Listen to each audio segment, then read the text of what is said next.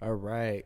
Testing, testing. Can someone just let me know that I'm sounding okay in the NFL Fantasy channel? Think everything is up I to can hear you. date. Perfect, perfect. Thanks, Blake. I forgot. I always forget that I have people on the voice channel too. That's much easier. CP says we're good too. So thank you, CP. Blake, awesome. Thanks for joining, man. And thanks to everyone for tuning in. Have a really interesting slate. I'll do a roll call too. Audi, are you here as well? Do you have your mic going? And Taxi too. Yeah. Like, let me know Yep. if you're here as well. Taxi just put on his mute, so he's probably muted. Audi, I heard you though, so awesome. Glad to have you guys join. I'll get you guys involved in the conversation for sure. I think we have a really interesting slate, so I'd be interested to hear some of your guys' opinions for sure.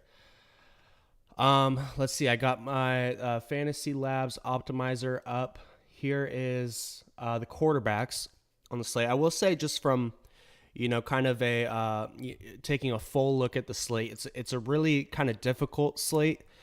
For one thing, bye week started this week, and there's obviously a London game going on right now, so it's a 10-game slate, which is the smallest slate or smallest main slate that we've had all season. So naturally, ownerships are going to condense a little bit more. It's playing out more like a single entry type of week, if that makes sense. Not necessarily that you need to play single entry, but more so how the ownerships are kind of spread around. You'll find that on the good plays, they'll condense even more, or those plays that normally the ownership would be spread out a little bit more, they're going to condense just because simply there's less games. So I've gone ahead and I went through and I, highlighted the quarterbacks that I think are like a tier above the rest. And that's Patrick Mahomes, Jalen Hurts, Tua, Richardson, Kirk Cousins, and Daniel Jones. I know Daniel Jones. Trust me, it's not the most comfortable click at all.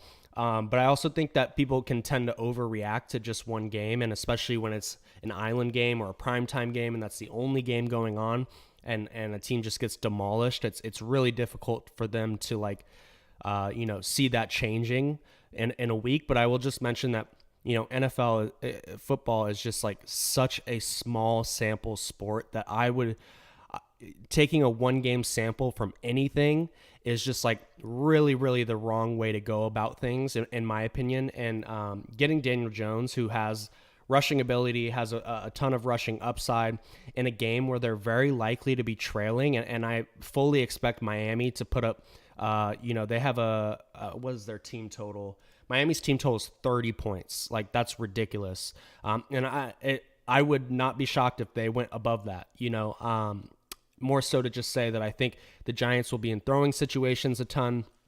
I think Jones is going to have a ton of opportunities to rush, and he's only coming in at 5%, and I think that's largely due to what we saw last week. So I know Daniel Jones is not a comfortable click at all, but I will just say I'll be playing some Daniel Jones today, and I feel good about it actually at his ownership, but I understand the hesitation for sure.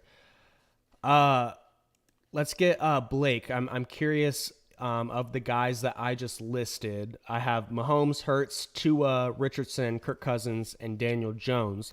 Feel free to highlight one of your favorites from those guys, or if I didn't mention someone that you really like, feel free to throw his name out there as well. Did you say Joe Burrow? I did not. And then that's mostly because me and Blake are playing each other in season long, and he has Joe Burrow, so I'm kind of hoping for a poor game. Yeah, that's not gonna happen, buddy. But yeah, I like Joe Burrow, man. I mean, this is the first week he hasn't been on the injury report, Mm-hmm. so I mean, I have a pretty good feeling this week. I think he's gonna do well, and I mean, the target's gonna be condensed into Chase and Boyd, probably maybe some Irv Smith. Yeah, I don't know. I just feel good about that, but I also like Tua a lot. For sure. Yeah. Burrow, similar to what I was just saying about Daniel Jones, and I know I was just talking about one game samples, and obviously Burrow has a 4 game sample of not doing great, but Blake mentioned, why that could change, and he's not on the injury report for the first full week of this season. Obviously the matchup is great. And then, like Blake mentioned too, his stacking partners are really easy because there's no T Higgins is out, so you would expect the target share to condense even more so on Jamar Chase, Tyler Boyd, mainly those two, and you could see Mixon get some more targets too. But yeah, it makes the stacking partners really, really easy. I hope to see Burrow do well. I have a ton in best ball, and I just think the league is better, when there's good quarterback play, and so it's been kind of disappointing from him so far. But I hope he's healthy, and if there was ever a matchup that he was going to do well in, it can be against Arizona. So I'm glad Blake brought him up. I'm just playing 20 max today. I probably should have a lineup or two with him. I don't yet, but I'm also not finished building, so that could change for sure. Let's get Audi. Audi, do you want to give us your favorite quarterback, or should I just assume that it's Tua? No, I actually don't really want to go with Tua this week just because I Oh, think, I mean, they're at home. They should blow them out. They're weak against the run, the Giants, that is. So I don't know. I kind of like pivoting from, I think everybody's going to go with a Chan, and I'm uh-huh. just trying to go with Mostert if I'm going to go in that direction, I think. Maybe run it back with Wandale. But Wandale should probably be pretty chalky if I'm not mistaken. Um, but actually, I was looking at the leverage score, it looked like, in the ownership for Lamar, and that is really interesting. If that's accurate, if you think. I mean, what is that ownership? Like 3.5%? Yeah, no, that's a great point. That's Lamar ridiculous. is not going to get played. There's a little bit of weather concern in that game. I think sustained winds. Perfect for him to run. Yeah, no, for sure, for sure. That's definitely a good point. But yeah, 15 to 20 miles an hour wind in that game. Sustained. It looked like, obviously. Double check that right before the game starts, because obviously weather can change. In a second. But yeah, no. If you just look at this ownership, under 4%, 3 to 4%. He hasn't. The ceiling projections are always a little bit tough, but obviously we know Lamar can go for 100 yards and score 2 touchdowns on the ground. And if he does that, that's an easy. What is that? That's 10 points from the rushing, 3 points for the bonus, and then gets a touchdown plus his passing equity. You could see how all that stuff adds up really quickly. So great call by Audi at sub 4%, getting Lamar, who can absolutely compete with Mahomes and Hurts, and is coming in at a fraction of the ownership. So yeah, I like Lamar too. I'm definitely going to have one or two of my 20 lineups are going to have Lamar for sure. And Zay Flowers and Mark Andrews are both priced appropriately, I'll say. So yeah, I think you can make pretty easy stacking partners with them. Outside of those guys that we just mentioned, some plays that I don't think I'll be on, but like are okay to go with. I think CJ Stroud obviously has had a really, really strong start to the season. 3 straight games of 20 plus points for a rookie is extremely impressive. And the Atlanta matchup doesn't scare you that much. So I think CJ Stroud's okay. Um, and Stafford, In a dome, too. Easy to stack, CJ. there you go. Yeah, and a dome too. Don't have to worry about weather. A little bit faster track too. So yeah, I think C.J. Stroud is a solid play. And then last two I'll mention here of the guys that I think I'll have some Stafford, but and maybe some Dobbs too. But those are kind of the last two of the guys that I'm considering for the week. I think Stafford is in I really like that game environment for one thing. It's a 50.5 point total.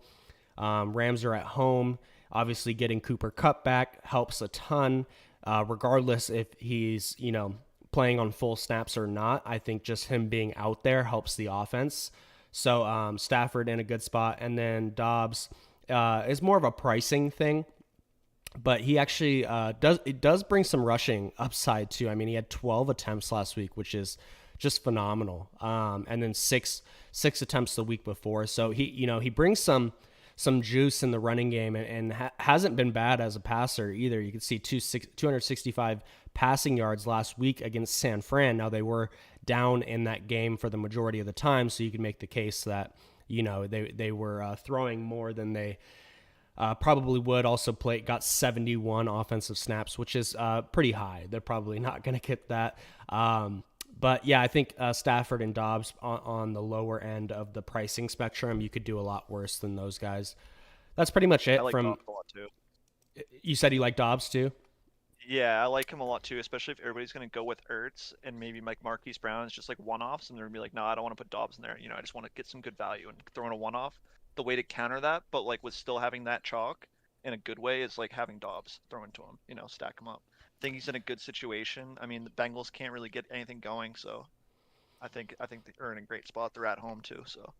Yeah, absolutely. And while we're talking about Dobbs too, and Stafford, I guess it's a really interesting week for late swap stuff because obviously, well, the two highest total games are in the later games. That's Kansas City, Minnesota, and Philadelphia, Los Angeles, the Rams. And obviously, Kansas City, Minnesota is going to come with quite a decent bit of ownership.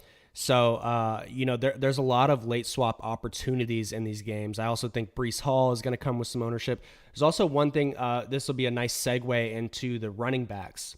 But Javonte Williams has not been officially ruled out yet, and I doubt we get that information before these early games start.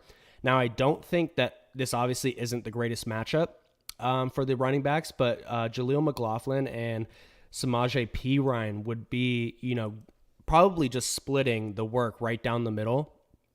And so I think these guys could be interesting. It's probably more of a play if your early games don't go well and you feel you have ground to make up, and maybe you started with a Breece Hall or a Isaiah Pacheco, Mixon, James Conner. If you started with one of those guys and you needed to make up some ground, and this is, again, I want to reiterate, this is only if Javonte Williams gets ruled out. If he's in, I think the backfield is it's just too crowded.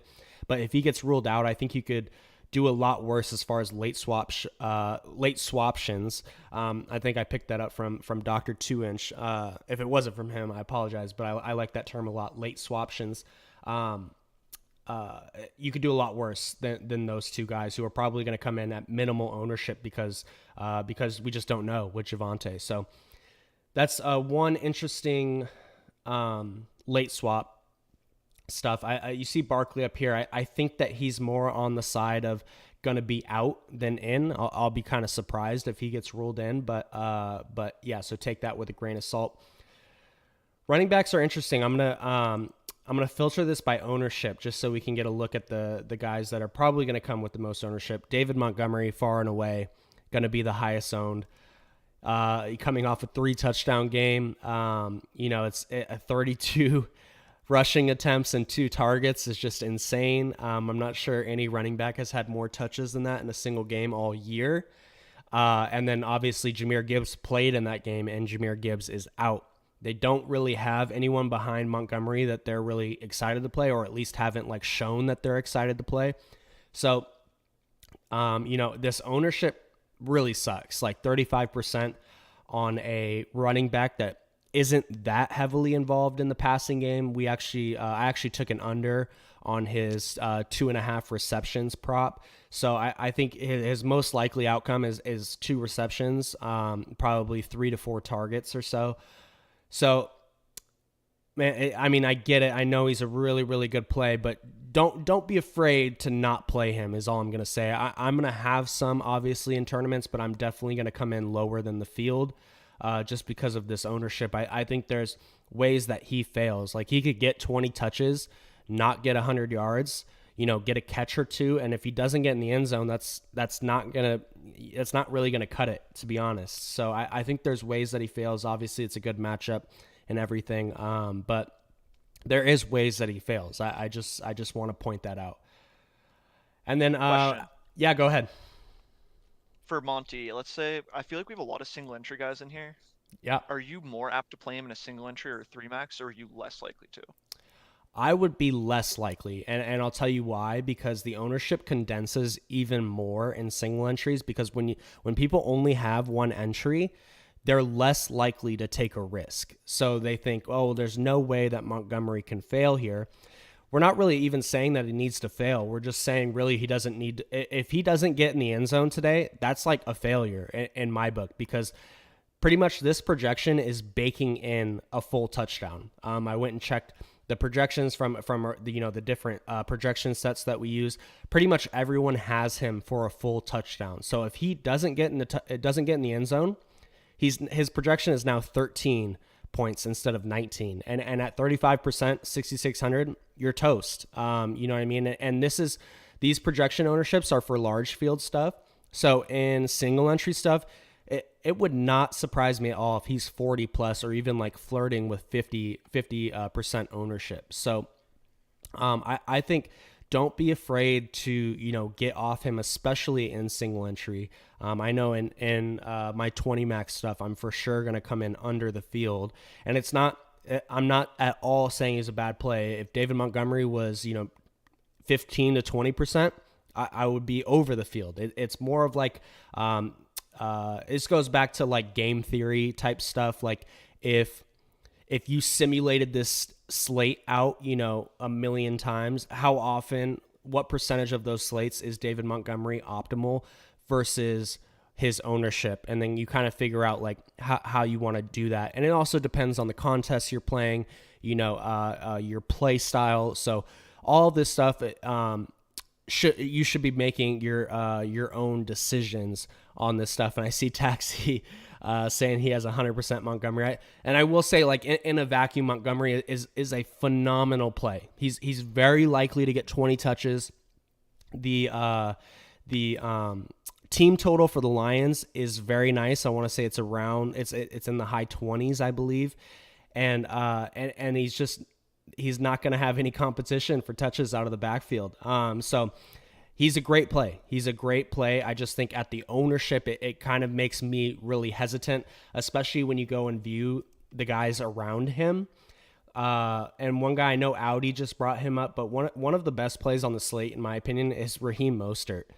Because yeah, he not only is he, in the same sort of pricing range as Montgomery, but his own teammate is going to be 3 to 4 times his ownership, and similar projections. Like we have Mostert, within basically 2 points right here. He's $100 more. I think there's a world where Mostert outscores A-Chain, and it wouldn't be that surprising. You know what I mean? It's just basically which one of these guys gets in the end zone or gets a touchdown or two, and that's the one you're going to want.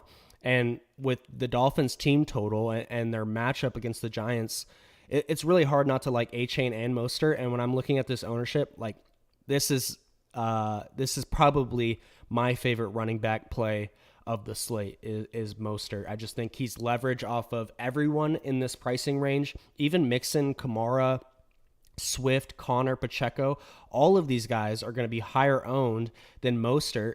And I believe of those teams that I just listed, Miami has the highest team total. They actually might have the highest team total on the entire slate. Let me double check that before I'm just talking out of my ass. Yeah, they do.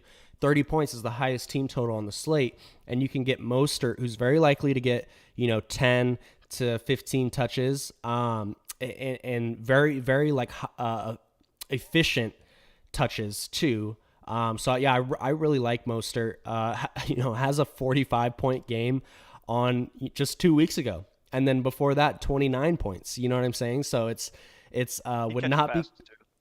Say that again. He catches passes too, so he's going to get some PPR work too, which is nice. Yeah, great call. Yeah, he's got 3 receptions last week on 5 targets, and then 7 receptions the week before. I can't remember if A-Chain played, or he did play in that Broncos game, for sure. And the game before that, I don't think A-Chain played in that Patriots game, or maybe he was coming back and didn't play as much. But even then, Mostert had 19 touches. So yeah, there's a lot to like about Mostert, and didn't have the greatest week last week, but obviously A-Chain got the touchdowns, and then that game just kind of got out of hand for Miami pretty quickly there. And obviously at Buffalo is a lot tougher matchup than at home versus the Giants. So yeah, really like Mostert. Won't spend too much time on him. And when I say I really like Mostert, I'm not saying go get 100% of Mostert. He's coming in around 8%. I'm probably going to be double that. I'll probably be in the 15 to 20% range. So, not crazy. I'm just saying at his ownership, I think that he is a really great play. So let's get some of these guys in here so I can stop rambling.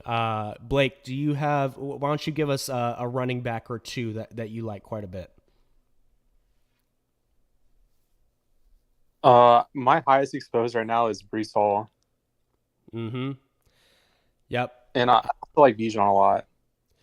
Yeah, two great plays there. I like both of them quite a bit too. Brees has been incredibly efficient, and the touches just haven't been there. And you would think, sooner or later that the team is going to see how much better he's been than Dalvin Cook, and kind of roll with that.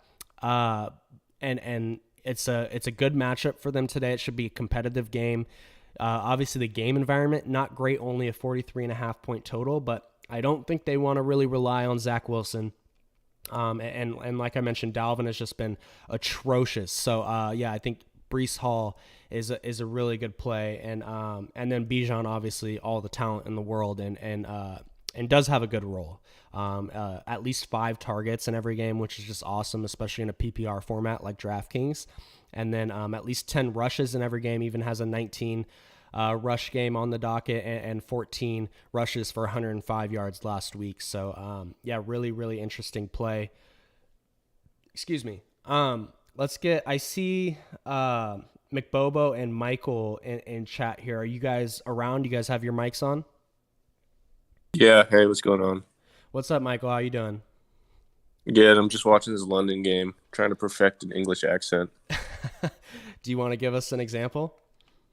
No, I can't do it yet. I just keep rambling and it's not coming.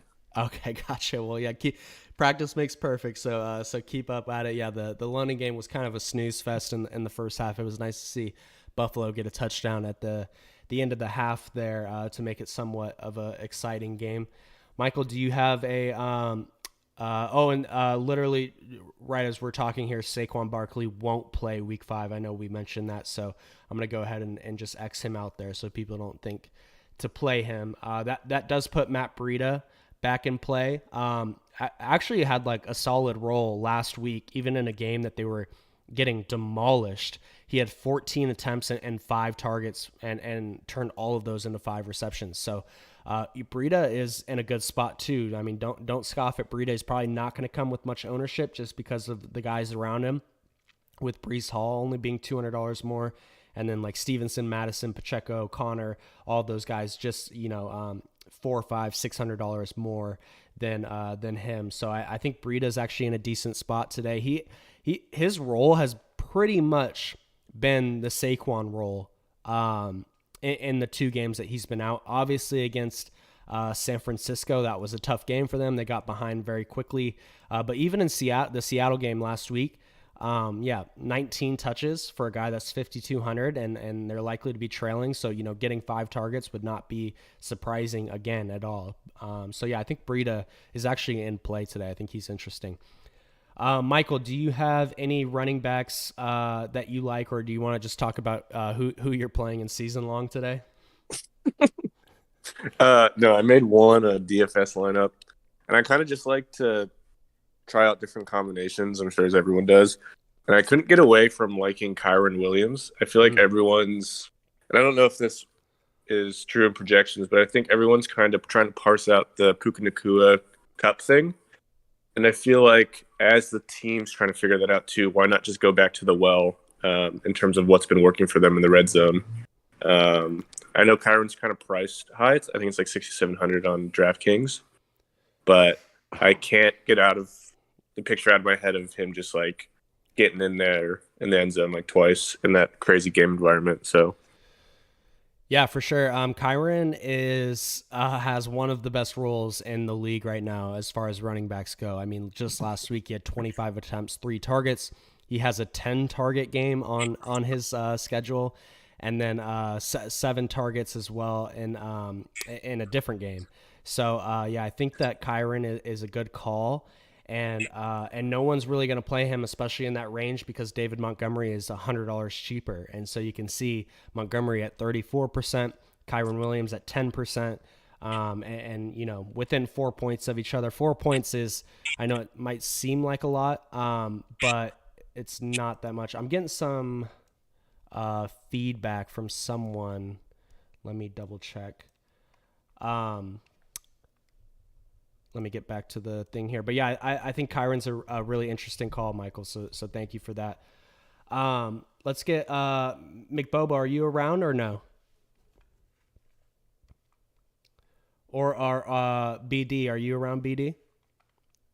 I'd be curious to get the fish for shark plays for the day. You might just have to drop them in chat. BD might be putting the baby down or getting the baby up. Who knows? All right, let's. I think that's pretty solid on running backs there. I feel like we mentioned pretty much everyone. I guess we should mention Jonathan Taylor. I'm not playing Jonathan Taylor today in daily stuff. I don't think there's any way that he's in game shape. He just had his first week of practice this week, so I'm a little bit tentative, and they didn't like price him down at all. He's priced right up there with these guys, So I'd much rather play someone like Kyron or even Montgomery at ownership. It's just really tough for me to go with Jonathan Taylor, but I think we pretty much mentioned everyone, so we'll go ahead and move on to wide receiver here. Wide receiver is interesting. I think we'll start with Jamar Chase, obviously in a really good spot without T. Higgins, and the matchup is very desirable. Already with T. Higgins, he has 8+ targets in every single game. Has a game with 15 targets against the Rams 2 weeks ago. And now obviously Higgins' target share gets thrown out. It would not shock me at all if Jamar Chase had another 15 target game. I think 10+ targets is almost, I'll say, very likely. Maybe not very likely, but likely.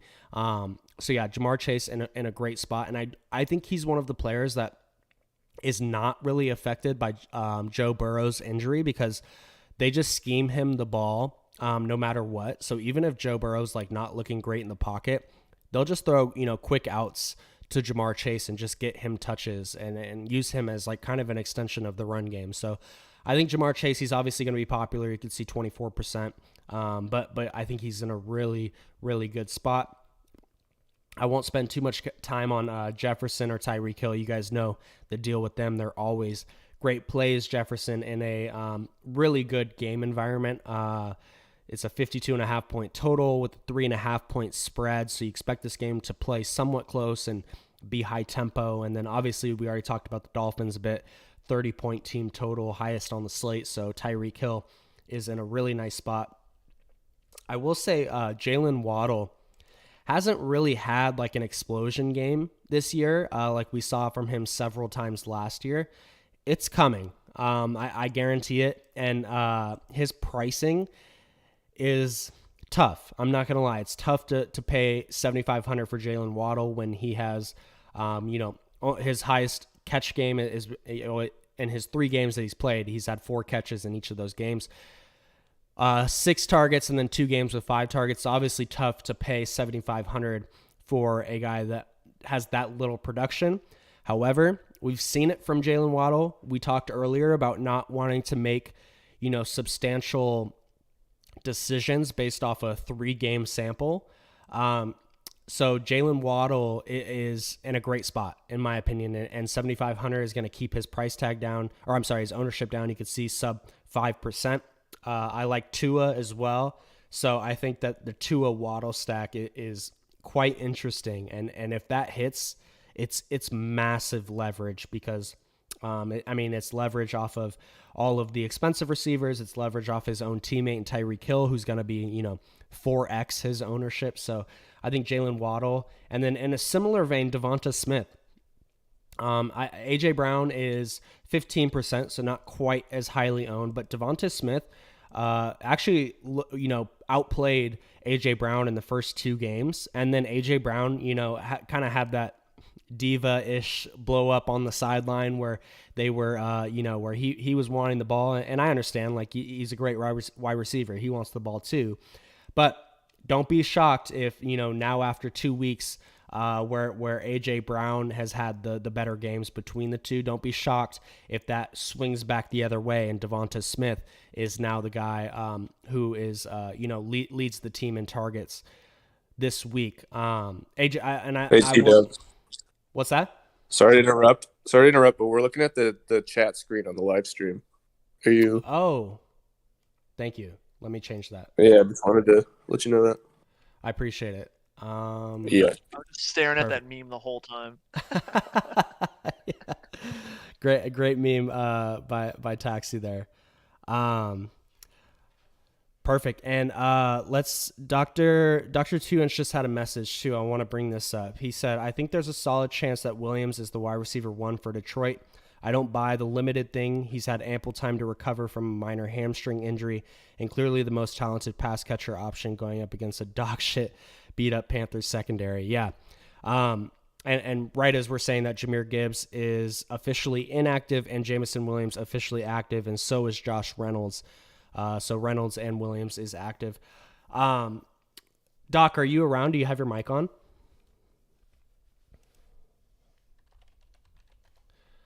He might not. Okay, so Yeah. what's up, Doc? How you doing? Not too bad. I don't have any builds out really, but that's just one of my takes going into the week. That he's like 0.2% owned. Yeah, It feels crazy to me. He's not going to be played. I mean, I understand why the ownership is coming in that way. I know he's the most talented. Like he has the most, obviously the highest like draft equity of any of the remaining receiver, or even including Amon-Ra St. Brown. The thing I will say with him is he obviously, this is his second year in the league and just hasn't played that much. So it almost feels like he's still very much like a rookie. And then I don't know, Doc, I kind of buy into the snap restriction. And I think it's mostly because, for one thing, he hasn't played. And when he has played, he hasn't looked very good. So I kind of buy into that, but I will mention, I know Doc plays in a lot of like large field stuff. So we should mention that too, that, those plays obviously go a lot farther if they hit in the large field stuff. I think Doc would probably agree with me. He probably wouldn't go there in a single entry game, but it's worth mentioning that these Lions pass catchers, specifically Khalif Raymond and Josh Reynolds, and we should mention Laporta too, who's going to be probably the highest owned tight end on the slate. If Jameson Williams hits, that's leverage off of all of those guys. It's just being willing to take that risk. And I know I just read your message out loud, Doc. Do you have anything that you wanted to add on top of that about Jameson or about the Lions as a whole? Yeah, I mean, I think they played him a lot in the preseason because they were anticipating him coming in and having a pretty big role, and they knew that he was going to be out for 6 weeks because of the suspension, right? So Yeah, I don't know. I see what you're saying. Hey, we could also see him limited and then targeted on 70% of the time that he's on the field. That happens quite a bit. And along your same line of thought, we had Puka the first week of the year. I don't think he had too much NFL experience, but put up, 27 fantasy points average over the course of the first 4 weeks. Strange things happen. And I'm not talking about half my lineups. I'm talking about 5% of the largest field GPPs. Yes. So, yeah, I mean, nothing. It's just such an outlandish play. These are the type of plays that I absolutely love to target, where you can see a clear path to just massive leverage. Yeah, no, it's a great point. It's truthfully a really good idea and great leverage off of everyone, like you mentioned, like literally everyone on the Lions, because they're all going to come with ownership. Raymond, Josh Reynolds, Laporta, and then obviously we hit on Montgomery a ton. If those touchdowns, or a touchdown or two, or even just like a couple long plays goes to Williams, it's great for him. You're not going to be competing against anyone else that has Jameson Williams, and then obviously leverage off the whole team, like we mentioned. So I want to reiterate what Doc just said. It's you really need to take everything we're saying with a grain of salt, because whatever whatever contest you're playing in should sort of dictate the plays that you're doing. So if you're doing 150 lineups or 20 to 100 lineups, I think Doc's saying, it wouldn't be crazy to have some Jamison Williams exposure. Now if you're playing a single entry or 3 entry max, I wouldn't go to Jamison Williams. So you just need to kind of take what we're saying with a grain of salt, and then kind of apply that to whatever it is that whatever contest it is that you're playing. So I really like bringing Doc on to get his opinion, because he is I really think that his mind is just like so geared towards GPPs, and it's really good to get his opinion because it's usually different than what the majority of the field is doing, and in GPPs that's how you should be thinking. So yeah, I think it's a really interesting call by Doc there. While we have you on, do you want to hit on any other receivers that maybe you think would be good for large field GPPs? I don't know. I love the Jalen Waddle call. I'm definitely prioritizing him in Miami stacks for sure. Obviously, Tyreek's great, and you can have him as a one-off in a lot of lineups. But I'm gonna probably be leaning away from him in the Miami exclusive stacks. But like I said, I'm still crunching out. I don't really have anything squared away, honestly. Yeah, I'm with you. I'm with you there on the Waddle call. I'm not saying he's going to outscore Tyreek, but I think he can, and saving Sure. $1,500 off of him actually goes like a long way this week, because there is some value, but I do think that the value is not that strong, and maybe that's a good segue to get into some of these guys. Khalif Raymond has been chalk before, not this season, but in prior seasons, and hasn't like lived up to expectations, or at least his projection. So I think there's plenty of ways that Khalif Raymond fails. He's got a very, very low floor. So I think a lot of people are going to end up playing him. Another guy we should mention is Wan'Dale Robinson, who obviously is the minimum price. Got 6 targets, 5 receptions last week in that game where they were just getting dismantled. So, if they're not as bad, you would expect him to maybe have, around that, or maybe even slightly better. But I will just say he's got a very low ADOT, average depth of target, and he's probably not breaking off a ton of big plays. Not much of a touchdown threat, and the Giants as a whole are probably not going to be getting that many touchdowns today, or you wouldn't expect them to, at least. So I think there's plenty of ways that these cheap wide receivers can fail.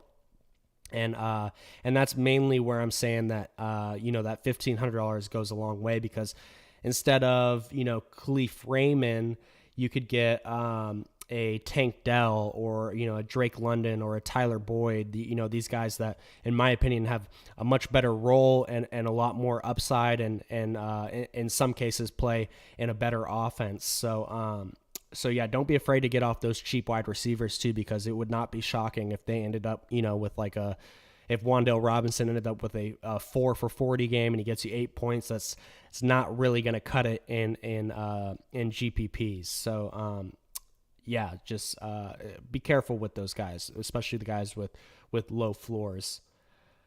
All right, let's get who do we got here? I hit on McBobo. McBobo, if you're around, feel free to chime in. I didn't hear you the first time around, so I'm just going to assume that you don't have the mic going, which is totally fine, by the way. I just if you're around, feel free to chime in. But let's get Audi or Blake to close out wide receiver. We'll get Audi first. We'll go alphabetical order. Audi, do you have any wide receivers that we didn't mention yet that you'd like to discuss? I don't know. There's a lot more options than I would have thought for a condensed slate. I'm just trying to look at the ownership projections. Obviously, they're going to be so condensed because how many teams run by is like 4, 6. Yeah, I think it's 4. I'm looking. I don't mind. I mean, Nico Collins' ownership's only 10%. Is that what it's saying? That's not bad. Yeah. I mean, 5,600. I mean, we touched on Stroud. I like him a lot. I mean, he's done nothing but play well, and he's not even getting that much ownership, and Nico's still reasonably priced. It's not gonna like set you back in your lineup throwing a $5,600 Nico Collins in there. So, it's just a one-off. I like him. Maybe you can do your own separate mini stack with him and Bijan, because I like Bijan a lot this week as well. I think his usage has just continued to go up, and he just looks so good. So, but yeah, I like Collins. I kind of want to get into the Kansas City Minnesota game without getting too chalky. I like Rice a lot. I've seen his usage just creep up and up and up, and there's so many wide receivers on Kansas City that just like don't really pop. So if you want to get into that game, it looks like his ownership was about 10%.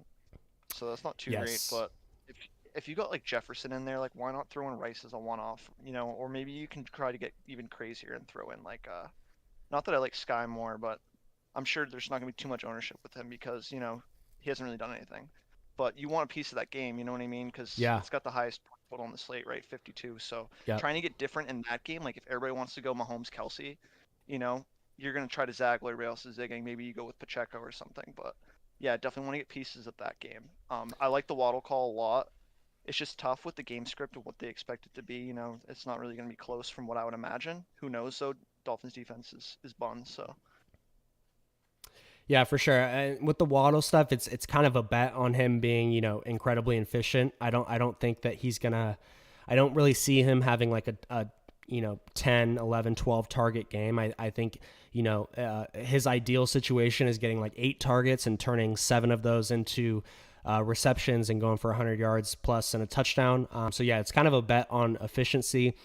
And I think that it's just kind of a leverage play off of Tyreek, off of A-Chain. So that's kind of the idea with Waddle. But I actually really like that Nico Collins call. 5,600, 10% ownership. Has 2 games this year with over 30 DraftKings points, coming off a game with 39 DraftKings points and not going to get played. 10%. Yeah, he looks just exactly. Yeah, I like so Tank Dell too.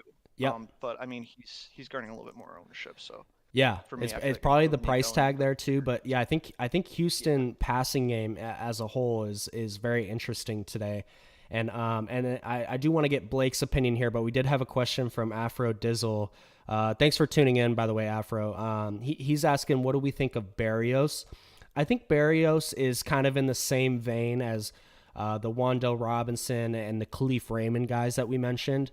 Obviously coming off a good game last week, 6 receptions, 43 yards, and a touchdown. However, I think that he doesn't play on a whole lot of snaps because he's not going to play in 2 wide receiver sets. He's only going to come in when they have 3 wide receiver sets or more. And I think they were trailing in that game a lot. So and they couldn't really get anything going, which works in Berrios' favor because he works close to the line of scrimmage. So when you can't get stuff going really well, dump it down to your slot guys or your guys that work close to the line of scrimmage. So I think that game environment worked better for Berrios, but like Audi said, in a game where I don't think they're really going to struggle to move the ball, I think it's going to be a lot of Hill, Waddle, A-Chain, and Mostert. I don't see Berrios having a big game. Now, I will say I think that, he's fine for like the stuff we were talking about with Doc earlier in the large field stuff. If you want to get, he's only coming at 1% ownership, so you want to get 3-4% ownership and be 3x 4x the field.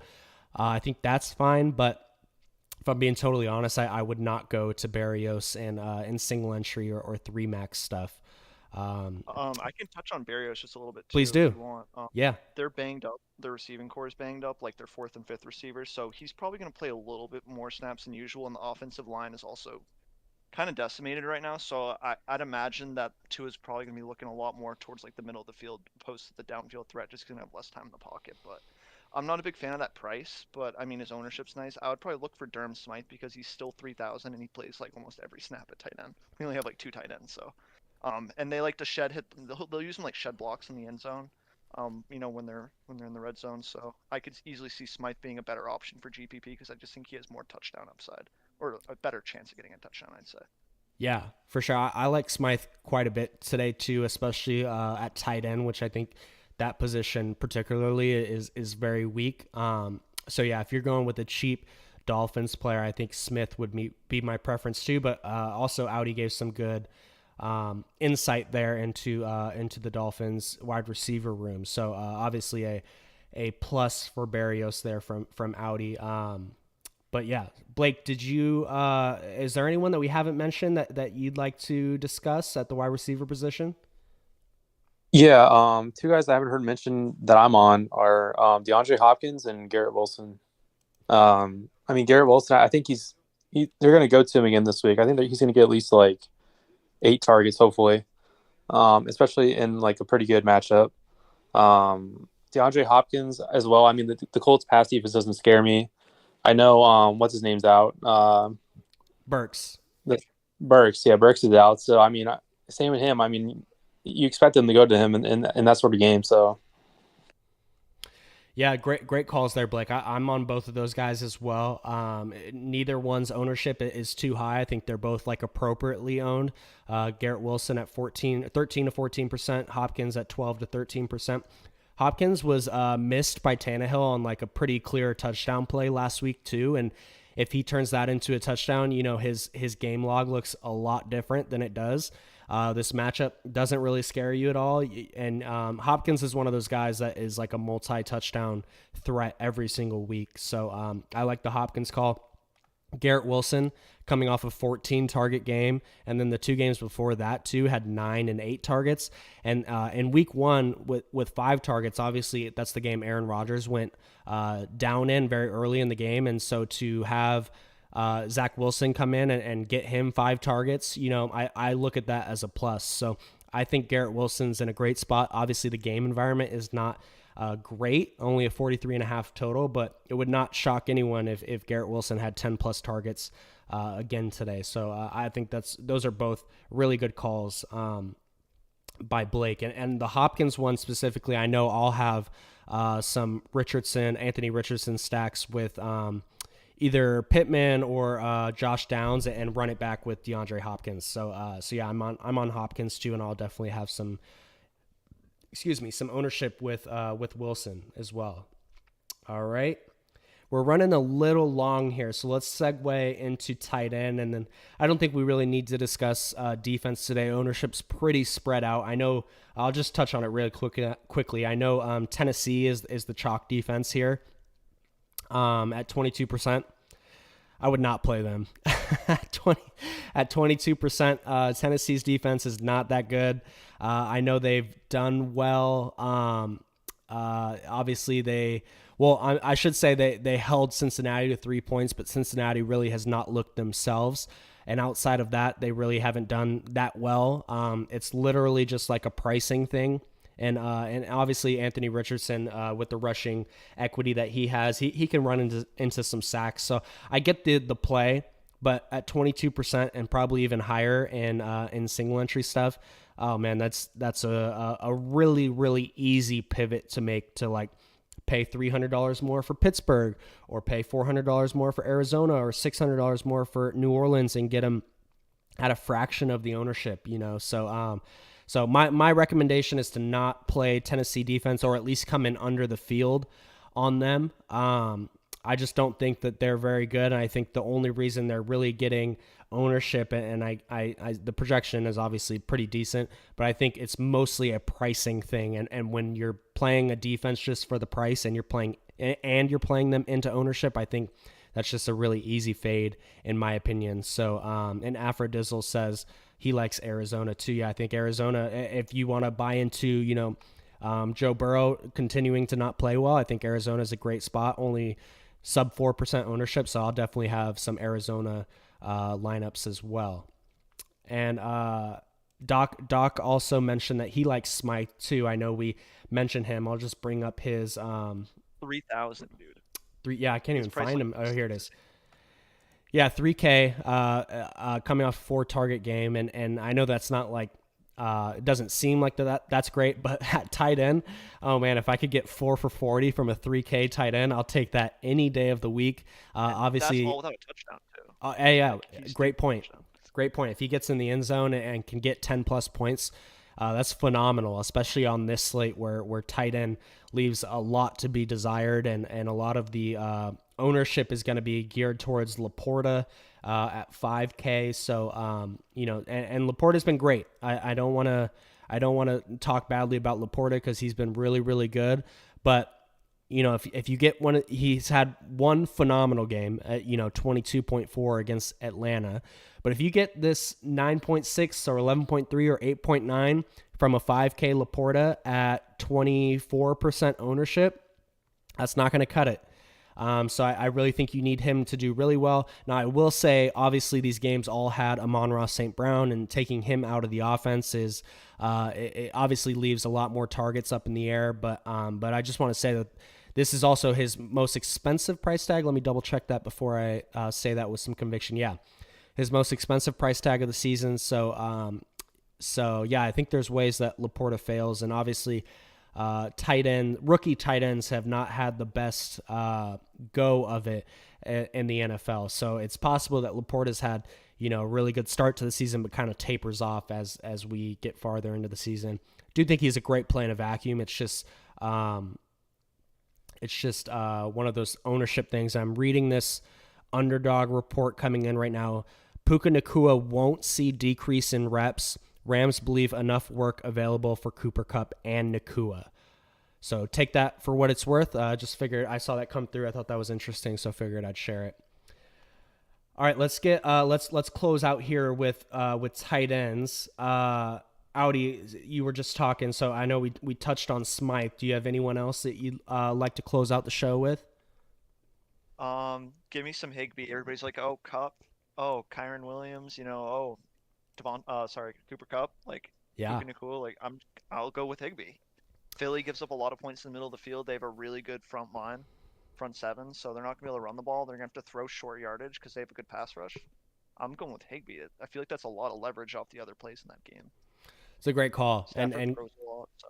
Coming off an 11-target game too, I think that's a little rich to want to ask for. But before that too, a 5-target, 7-target game, and like we mentioned, tight end is really weak. So if you can get 5+ targets and he gets in the end zone, I love that Higbee call, and that game environment is really nice too. I know I've mentioned it a couple times, but second highest total on the slate, 50.5 point total. So yeah, there's a lot of players in that game that I like, Higbee included. So yeah, I like that call too. Obviously, we should. I don't see Kelsey up there. He's probably just filtered out for some reason. Let me remove that. There's Kelsey. Obviously, Kelsey in a really good spot and a great game environment is pricey, which makes sense. He's the best tight end in the league. And then Hawkinson kind of in the same boat. I mean, he's $1,100 cheaper than Kelsey. No one's going to play him because of this price tag. And he hasn't really had, I guess he did have a 2-touchdown game against Philly in week 2. That's the type of game he can have today. So I think that Hawkinson's really interesting at the high end too. Kelsey and Hawkinson for sure.